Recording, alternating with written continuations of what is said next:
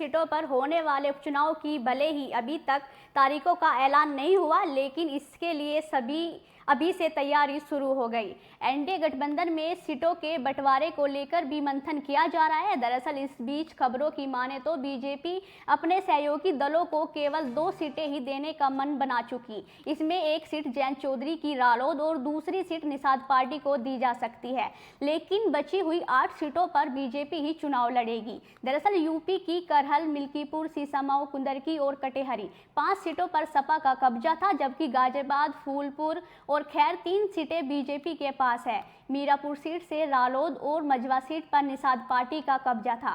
BJP इस गणित के हिसाब से सीटों का बंटवारा करना चाहती है। हालांकि अभी तक इस पर फाइनल मोहर नहीं लग सकी, लेकिन केंद्रीय नेतृत्व की सहमति के बाद आगे फैसला हो सकता है। बता दें कि 2022 के विधानसभा चुनाव में रालोद मुखिया जयंत चौधरी का सपा मुखिया अखिलेश यादव के साथ गठबंधन था। दरअसल इस चुनाव में रालोद ने मीरापुर सीट और खैर सीट दोनों पर चुनाव लड़ा था, लेकिन मीरापुर सीट पर आरएलडी की जीत हुई, जबकि खैर सीट बीजेपी के खाते में चली गई थी। बता दें कि रालोद मुखिया जयंत चौधरी इस बार भी मीरापुर और खैर दोनों सीटों पर चुनाव लड़ना चाहती है, लेकिन बीजेपी रालोद को एक ही सीट देने के मूड में है। ऐसे में रालोद खैर सीट की मांग कर सकती है। हालांकि बीजेपी खैर सीट देने के मूड में नहीं, क्योंकि 2022 में सपा से आरएलडी गठबंधन के बावजूद भाजपा यहां करीब 1 लाख वोटों से जीती थी। इस तरह निषाद पार्टी की बात करें तो उसे मझवा सीट दी जा सकती है, क्योंकि इस सीट पर विधायक विनोद कुमार बिंद भदोई से बीजेपी के सांसद बन गए। ऐसे में ये सीट निषाद पार्टी के कोटे में चली गई।